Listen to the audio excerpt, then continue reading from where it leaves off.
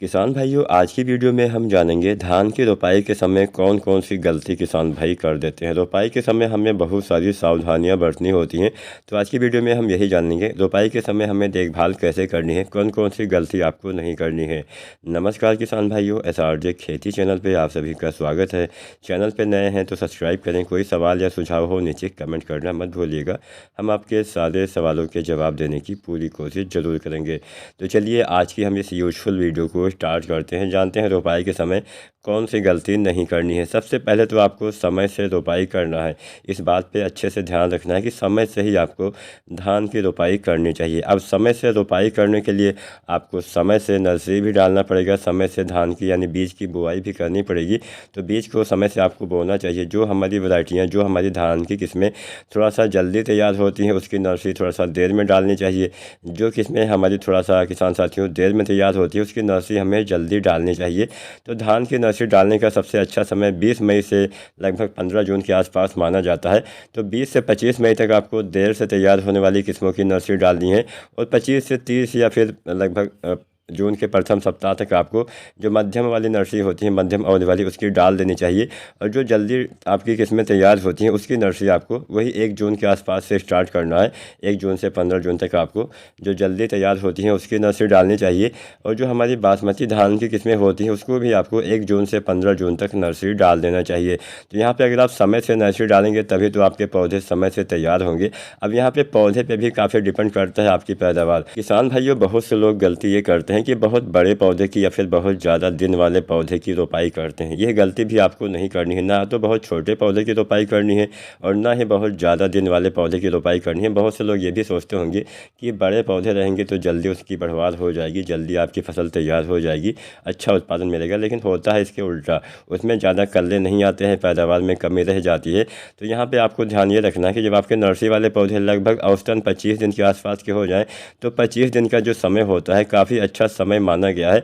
चाहे जो भी आपकी धान की वैरायटियाँ हो, सभी वैरायटियों की आप रोपाई जो है वो 25 दिन वाले पौधे की कर सकते हैं। तब आपको अच्छा और बेहतर उत्पादन वो वैरायटी दे पाएगी। एक स्वस्थ नर्सरी तैयार करके भी आप पैदावार में 10% तक की बढ़ोतरी कर सकते हैं। तो बीज को संशोधित करिए, समय से आपको नर्सरी डालना है, समय से रोपाई करना है। ये तो आपको पहली गलती मैंने यहाँ पर बता दिया आपको कि ये नहीं करना है, समय से आपको रोपाई करना है। इसके बाद में 25 दिन के पौधे की आपको रोपाई करना है, ये भी आपको ध्यान रखना है।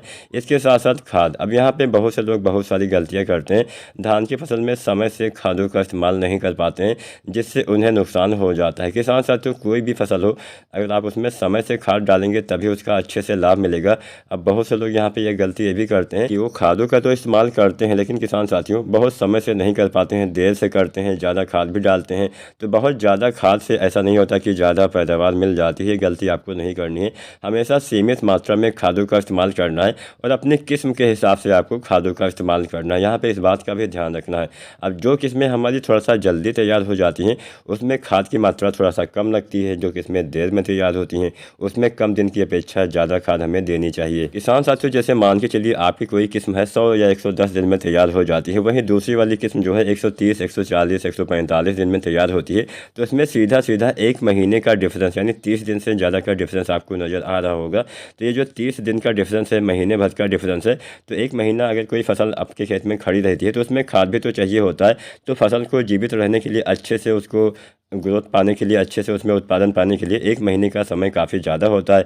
तो इसलिए आपको क्या करना है, जो कम अवधि वाली किस्में होती हैं उसमें आपको कम खाद देना होता है। जो ज़्यादा अवधि वाली किस्में होती हैं उसमें आपको कम अवधि की अपेक्षा ज़्यादा खाद देना होता है। अगर आपको नहीं पता है धान के रोपाई के समय या फिर धान में कम दिन वाले में कितना खाद डालना है और देर से तैयार होने वाली धान में कितना खाद डालना है, तो आप मेरी पिछली वीडियो देख लीजिए। वहाँ से आपको अच्छे से पता चल जाएगा कि कम दिन वाली किस्मों में कितना खाद डालना है और देर से तैयार होने वाली किस्मों में रोपाई से कटाई तक कितना कितना खाद कौन कौन सा डालना होता है। अब अगर बात हम खाद की कर रहे हैं तो यहाँ पे हम ग्रोथ प्रमोटर के बारे में भी जान लेते हैं। अब यहाँ पे आप ग्रोथ प्रमोटर अगर आप चाहते हैं कि उसका सही से इस्तेमाल हो तो रोपाई के समय ही आपको डालना चाहिए। और यहाँ पे रोपाई के समय ही आपको जो रोपाई वाली खाद होती है उसका इस्तेमाल करना चाहिए। अब यहाँ पर सबसे बड़ी गलती ये हो जाती है कि हम जो खादों का इस्तेमाल करते हैं, बहुत से किसान साथी 10 से 12 दिन के बाद यानी रोपाई के 10 से 12 दिन के बाद खादों का इस्तेमाल करते हैं। ये गलती आपको नहीं करनी है। आपको रोपाई के 3 दिन के भीतर समस्त खादों का इस्तेमाल धान की फसल में कर देना है, क्योंकि आपके जो पौधे होते हैं, पौधे की जो जड़ें होती हैं वो मिट्टी को अच्छे से पकड़ लेती हैं 3 दिन के अंदर, और मिट्टी में जो भी तत्व होता है उसको 3 दिन के भीतर ही ग्रहण करने लगती हैं। अब जब आपकी मिट्टी में जो खुराक है, जो भोजन है, होगा ही नहीं, तो पौधे कहाँ से शुरुआती विकास तेज़ी से कर पाएंगे। तो आपके पौधे के शुरुआती विकास अच्छे से सही समय से हो सके, तो इसके लिए आपको किसान साथियों रोपाई के 3 दिन के भीतर समस्त खाद्य जो आप रोपाई के समय डालते हो, चाहे DAP, चाहे NPK, चाहे SSP हो, इसका इस्तेमाल कर देना है। इसके साथ में आपको ग्रोथ प्रमोटर भी अगर आप डालते हैं तो इसका भी इस्तेमाल कर देना है। ग्रोथ प्रमोटर में सागरिका आप डाल सकते हैं, सागरिका दानेदार जैसे Z++ या फिर सागरिका गोल्ड 8 से 10 kg पर एकड़ तक रोपाई के समय आपको डाल देना चाहिए। अब यहाँ पे एक गलती आप ये भी कर देते हैं, कई बार रोपाई के समय ही जिंक खाद का इस्तेमाल कर देते हैं, तो ये गलती भी आपको नहीं करनी है। रोपाई के समय कभी भी जिंक का इस्तेमाल नहीं करना चाहिए, क्योंकि हम रोपाई के समय या तो DAP या तो NPK डालते हैं जिसमें फास्फोरस होता है, और रोपाई के समय तो हमें फास्फोरस वाली खाद का इस्तेमाल करना ही पड़ता है। तो इसलिए कभी भी फास्फोरस वाली खाद के साथ जिंक का इस्तेमाल नहीं करना होता है। जिंक का इस्तेमाल आपको वही 25 से 30 दिन पे जब आप यूरिया डालते हैं तब करना चाहिए।